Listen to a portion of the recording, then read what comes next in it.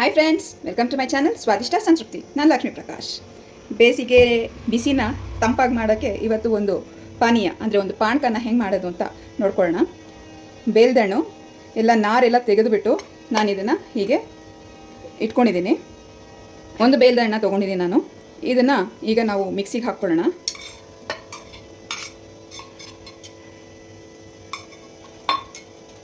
ಎಷ್ಟು ಬೇಲ್ದಣ್ಣು ತೊಗೊಂಡಿದ್ದೀವೋ ಅದಕ್ಕೆ 2ರಷ್ಟು ಬೆಲ್ಲನ ತೊಗೋತಾ ಇದ್ದೀನಿ ನಾನು. ನಿಮ್ಮ ಮನೇಲಿ ಯಾವ ಬೆಲ್ಲ ಯೂಸ್ ಮಾಡ್ತೀರೋ ಆ ಬೆಲ್ಲನ ತೊಗೊಳ್ಳಿ. ಏಲಕ್ಕಿ 2 ತೊಗೊಳ್ತಾ ಇದ್ದೀನಿ. ಇದನ್ನೆಲ್ಲನೂ ನಾವು ಇವಾಗ ಮಿಕ್ಸಿಗೆ ಹಾಕೋಣ. ಈಗ ಗ್ರೈಂಡ್ ಮಾಡ್ಕೊಂಡಿರೋ ಬೇಲ್ದಣ್ಣು ಮತ್ತು ಬೆಲ್ಲ ಹೀಗಾಗಿದೆ. ಇದನ್ನು ನಾವು ಒಂದು ಬೌಲ್ಗೆ ತೆಕ್ಕೊಳ್ಳೋಣ. ಇದಕ್ಕೆ ನೀರು ಹಾಕೋ ಕೆಲಸ ಏನಿಲ್ಲ. ಹಲ್ವಾ ಕೂಡ ಹೀಗೆ ಮಾಡೋದು.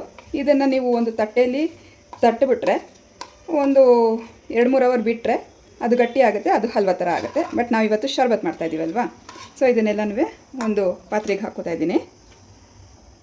ನಿಮಗೆ ಕನ್ಸಿಸ್ಟೆನ್ಸಿಗೆ ಎಷ್ಟು ನೀರು ಬೇಕೋ ಅಷ್ಟು ಹಾಕ್ಕೊಂಡು ಇದನ್ನು ಮಿಕ್ಸ್ ಮಾಡ್ಕೋಬೇಕು.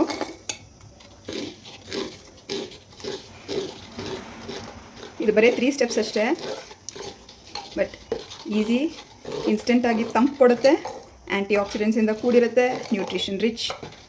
ಸೊ ಇಂಥ ಶರ್ಬತ್ಗಳನ್ನ ನಾವು ಈ ಸಮ್ಮರಲ್ಲಿ ಆ್ಯಡ್ ಮಾಡಿಕೊಂಡ್ರೆ ಕೂಲಾಗಿರ್ಬೋದು. ನನಗೆ ಈ ಕನ್ಸಿಸ್ಟೆನ್ಸಿಗೆ ಇನ್ನೊಂದು ಸ್ವಲ್ಪ ಜಾಸ್ತಿ ನೀರು ಬೇಕು ಅನ್ನಿಸ್ತಾ ಇದೆ, ಸೊ ನಾನು ಆ್ಯಡ್ ಮಾಡ್ತಾಯಿದ್ದೀನಿ.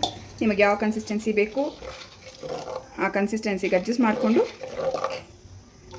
ಬೆಲ್ಲ ಟೇಸ್ಟ್ ಕರೆಕ್ಟಾಗಿದೆಯಾ ನೋಡಿದೆ ಇದನ್ನು ಸರ್ವ್ ಮಾಡಿದ್ರೆ ಸಾಕು. ಬಟ್ ಅದಕ್ಕಿಂತ ಮುಂಚೆ last but not the least ಸ್ವಲ್ಪ ನಾನು ಇಲ್ಲಿ ಒಣಶುಂಠಿ ಪೌಡರ್ನ ಹಾಕ್ತಾಯಿದ್ದೀನಿ. ಇದು ಟೋಟಲಿ ಆಪ್ಷನಲ್, ನಿಮಗೆ ಬೇಕಂದರೆ ಹಾಕ್ಕೋಬೋದು. ಅದು ಹೀಟ್ ಅಂತ ಎಲ್ಲರಿಗೂ ಗೊತ್ತು, ಅದರಿಂದ ಸಮ್ಮರಲ್ಲಿ ಹೀಟ್ ಜಾಸ್ತಿ ಆಗುತ್ತೆ ಬೇಡ ಅನ್ನೋರು ಬೇಡ, ಟೇಸ್ಟ್ ಚೆನ್ನಾಗಿರುತ್ತೆ ಅಂತ ಹಾಕ್ಕೊಳ್ಳೋರು ಹಾಕ್ಕೋಬೋದು ಅಷ್ಟೇ. ಎಷ್ಟು ಈಸಿಯಾಗಿ ನಮ್ಮ ಶರ್ಬತ್ ರೆಡಿ ಆಯಿತು. ಟ್ರೈ ಮಾಡಿ, ನಿಮ್ಗೆ ಇಷ್ಟ ಆದರೆ ಶೇರ್ ಮಾಡಿ. ಇನ್ನು ಸಬ್ಸ್ಕ್ರೈಬ್ ಮಾಡಿಲ್ಲ ಅಂದರೆ ಸಬ್ಸ್ಕ್ರೈಬ್ ಮಾಡೋದನ್ನು ಮರಿಬೇಡಿ.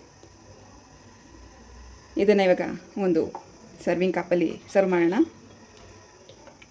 ಈ ಕ್ಲೇ